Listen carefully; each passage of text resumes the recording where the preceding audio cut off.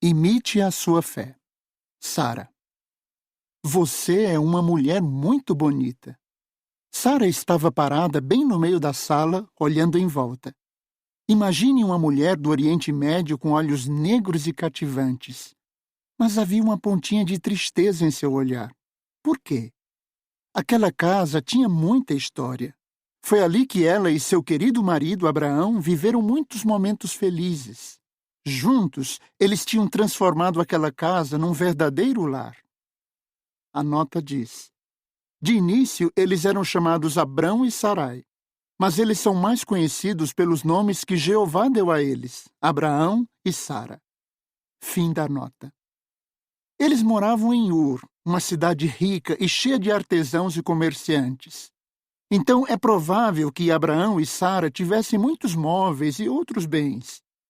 Mas a casa de Sara não era apenas um lugar onde ela colocava as coisas que comprava. Ali, ela e seu marido tinham vivido muitas alegrias e, é claro, algumas decepções. Naquela casa, eles oraram inúmeras vezes ao seu amado Deus, Jeová. Por isso, Sara tinha muitos motivos para amar aquele lugar. Mesmo assim, Sara estava disposta a deixar tudo isso para trás. Ela talvez já tivesse uns 60 anos, mas isso não a impediria de fazer uma viagem sem volta para lugares totalmente desconhecidos e enfrentar uma vida cheia de dificuldades e perigos. Por que a vida de Sara deu essa grande virada? E o que nós podemos aprender da fé que ela tinha? Deixe a sua terra. Sara provavelmente cresceu em Ur. Hoje, tudo o que sobrou daquele lugar são ruínas. Mas como era Ur na época de Sara? Navios de mercadores iam e vinham pelos canais do rio Eufrates, transportando produtos valiosos de todos os lugares. As ruas estreitas que serpenteavam a cidade viviam cheias de gente. Os navios se espremiam para conseguir uma vaga nos portos. As mercadorias vinham em grandes quantidades para as lojas da cidade. Sara, que cresceu naquela cidade agitada, devia conhecer muitas pessoas por nome, e ela também era bem conhecida. Até porque ela era uma mulher muito bonita. Ela também tinha muitos parentes ali. A Bíblia diz que Sara era uma pessoa de muita fé, mas ela não tinha fé no deus Lua que era adorado em Ur. A cidade tinha uma torre gigantesca em homenagem a esse deus. Até o pai de Sara, pelo menos por um tempo, adorou deuses falsos. Apesar disso, Sara tinha fé no Deus verdadeiro, Jeová. A Bíblia não diz como ela desenvolveu essa fé. O que sabemos é que ela se casou com Abraão. A nota diz: Sara era meia-irmã de Abraão. Os dois eram filhos do mesmo pai, Tera, mas de mães diferentes. É verdade que hoje é errado irmãos se casarem, mas as coisas eram bem diferentes naquela época. As pessoas estavam mais perto da perfeição de Adão e Eva e, por isso, tinham a saúde mais forte. O casamento entre parentes próximos não oferecia riscos para os filhos. Mas, uns 400 anos depois, as pessoas começaram a viver menos tempo, como hoje. Foi aí que Jeová criou leis para proibir as relações sexuais entre parentes próximos. Fim da nota. Ele era 10 anos mais velho que ela e ficou conhecido como o pai de todos os que têm fé. Romanos 4:11. Juntos, eles construíram um casamento forte. Os dois se respeitavam, se comunicavam e estavam decididos a resolver qualquer problema que surgisse. Mas o que mais unia os dois era o amor que eles tinham por seu Deus. Sara amava muito seu marido, e eles decidiram morar perto da família, em Ur. Com pouco tempo de casados, eles perceberam um problema. A Bíblia diz que Sara era estéril, não tinha filhos. Gênesis 11:30. Na cultura daquela época, isso não era nada fácil para uma mulher. Mas Sara continuou leal ao seu Deus e ao seu marido. Eles tinham um sobrinho órfão, Ló, que deve ter sido como um filho para eles. Assim eles continuaram tocando a vida, até o dia em que tudo mudou. Abraão chegou feliz da vida para falar com Sara. Ele nem conseguia acreditar direito no que tinha acontecido. O Deus que eles adoravam tinha acabado de falar com ele. Tinha até aparecido na frente dele, sem dúvida por meio de um anjo. Imagine Sara. Ela com certeza arregalou os olhos ao ouvir aquela notícia e perguntou: "O que foi que ele disse? Me conta." Abraão deve ter sentado primeiro para colocar os pensamentos em ordem. Daí ele contou o que Jeová disse: "Deixe a sua terra e os seus parentes e vá para a terra que lhe mostrarei." Atos 7, 2 e 3. Depois que passou aquela empolgação inicial, eles começaram a pensar no que Jeová estava pedindo. Eles deveriam deixar para trás sua vida confortável e estável para viver viajando de um lugar para o outro morando em barracas. Como Sara reagiu? Abraão provavelmente ficou esperando a reação dela. Será que ela o apoiaria nessa grande mudança? Você talvez pense: que isso tem a ver comigo? Deus nunca pediu que eu e minha família fizéssemos uma coisa dessas. Mas a verdade é que todos nós estamos numa situação parecida à de Sara. Como assim? Nós também temos que fazer uma escolha. O mundo hoje só pensa em dinheiro e nos pressiona a colocar em primeiro lugar na vida nosso conforto, nossos bens e nossa estabilidade. Mas a Bíblia nos incentiva a colocar em primeiro lugar as coisas espirituais, fazendo a vontade de Deus antes da nossa. Mateus 6:33. À medida que lemos a história de Sara, podemos nos perguntar: que escolha vou fazer na vida? Eles deixaram a sua terra. Quando Sara começou a arrumar as coisas, ela teve que decidir o que levar e o que deixar. Ela não podia levar nada muito grande e difícil de carregar. Afinal, eles iam viver mudando de um lugar para outro e as coisas deles seriam transportadas em jumentos e camelos. Com certeza, eles tinham que se desfazer de muitas coisas, talvez vendendo ou doando. Também iam abrir mão de muitos confortos. Em Ur, eles tinham fácil acesso a lojas e mercados onde podiam comprar grãos, carnes, frutas, roupas e outras coisas. Talvez o mais difícil para Sara fosse deixar sua casa e abrir mão do conforto que ela oferecia. Arqueólogos descobriram que algumas casas em Ur tinham mais de 12 cômodos, fontes de água potável e água encanada. Até as casas mais simples tinham um bom telhado, paredes e portas com trancas. Que proteção uma barraca podia oferecer contra ladrões e animais selvagens, como leões, leopardos, ursos e lobos, que eram comuns naquela região? E que dizer da família? A ordem de Deus foi: deixe a sua terra e os seus parentes. Deixar para trás os familiares deve ter sido um desafio e tanto para Sara, ainda mais porque ela talvez nunca mais visse essas pessoas. Por ser uma mulher amorosa e carinhosa, ela provavelmente era bem apegada à sua família, que talvez incluísse irmãos, sobrinhos e tios. Mesmo assim, Sara foi corajosa e seguiu em frente, se preparando para o dia da partida. Apesar dos obstáculos, Sara estaria pronta para partir quando chegasse o dia. Tera, como patriarca da família, ia acompanhar Abraão e Sara, mesmo tendo cerca de 200 anos de idade. Sem dúvida, Sara teria muito trabalho para cuidar de seu pai idoso.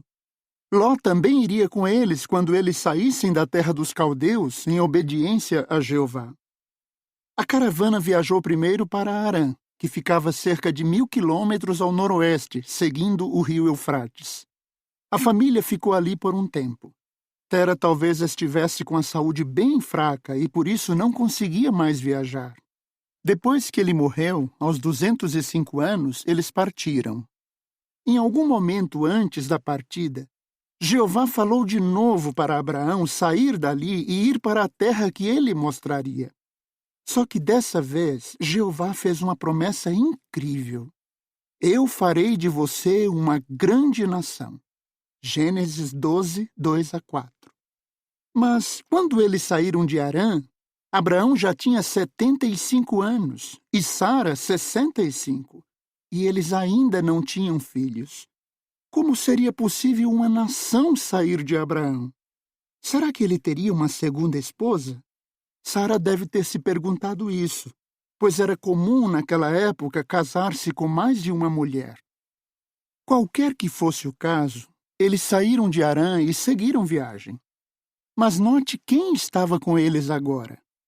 A Bíblia diz que a família de Abraão saiu dali com bastante riqueza e as pessoas que tinham adquirido em Harã. Gênesis 12:5. Quem eram essas pessoas? Provavelmente servos deles. Abraão e Sara com certeza falaram com eles sobre Jeová. Algumas obras judaicas antigas dizem que aquelas pessoas tinham se tornado adoradoras de Jeová. Se isso for verdade, significa que Sara falou das suas crenças de modo bem convincente, porque tinha forte fé em Jeová. Vale a pena pensarmos nisso, porque vivemos numa época em que a fé e a esperança são coisas cada vez mais raras. Quando você aprende algo bom na Bíblia, conta isso para outras pessoas? Desceram ao Egito. Depois de atravessar o Eufrates, provavelmente em 14 de Nisan de 1943 a.C., eles seguiram para o sul e chegaram à terra que Jeová tinha prometido. Imagine Sara olhando ao redor, impressionada com a paisagem linda e o clima agradável daquele lugar. Em Siquém, perto das árvores grandes de Moré, Jeová apareceu para Abraão de novo e disse: "Vou dar esta terra à sua descendência." A palavra descendência deve ter mexido com Abraão. Ele deve ter lembrado da promessa que Jeová fez no Jardim do Éden, de que um descendente ia destruir Satanás. Jeová já tinha falado para Abraão que a terra inteira seria abençoada por meio da nação que viria dele. Gênesis 3:15 e 12, 2, 3, 6 e 7. Mas mesmo naquele lugar tão bonito, existiam problemas. Surgiu uma fome na terra de Canaã e Abraão decidiu levar sua família para o sul, em direção ao Egito. Só que ele sentiu um perigo no ar. Ele disse para Sara: "Escute, por favor. Eu sei que você é uma mulher muito bonita. Assim, quando os egípcios a virem, sem dúvida dirão: essa é a esposa dele. Então eles me matarão, mas deixarão você viva. Diga, por favor, que é minha irmã, para que eu seja bem tratado por sua causa e a minha vida seja poupada." Gênesis 12, 10 a 13. Por que Abraão fez esse pedido estranho? Abraão não era mentiroso nem covarde, como alguns estudiosos dizem. Sara era mesmo meia-irmã dele. E Abraão tinha bons motivos para fazer aquele pedido. Jeová tinha dito que produziria um descendente especial e uma nação por meio de Abraão, e nada era mais importante do que isso. Então, a segurança de Abraão era essencial. Além disso, descobertas arqueológicas mostram que às vezes acontecia de uma autoridade egípcia matar um homem para ficar com a esposa dele. Por isso podemos dizer que Abraão foi sábio e Sara foi humilde e colaborou com ele. Em pouco tempo, o que Abraão temia aconteceu. Alguns príncipes de Faraó notaram que Sara era muito bonita, mesmo naquela idade. Então Faraó mandou que trouxessem Sara. Nem dá para imaginar como Abraão deve ter ficado angustiado e como Sara deve ter ficado com medo. Mas, pelo visto, ela não foi tratada como prisioneira. Pelo contrário, foi tratada como convidada de honra. Faraó talvez estivesse mostrando a Sara toda a sua riqueza para conquistá-la e depois pedi-la ao seu irmão Abraão.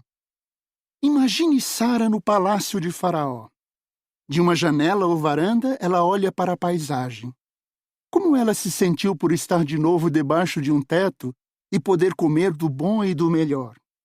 Será que ela se iludiu com tudo aquilo, um luxo muito maior do que tinha em Ur?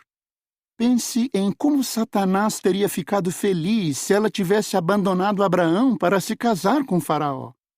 Mas Sara não fez isso. Ela era leal a Abraão e ao Deus que ela servia. Que bom seria se todas as pessoas casadas conseguissem ser leais assim, neste mundo imoral em que vivemos.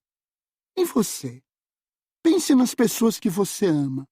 Assim como Sara, você é leal a elas?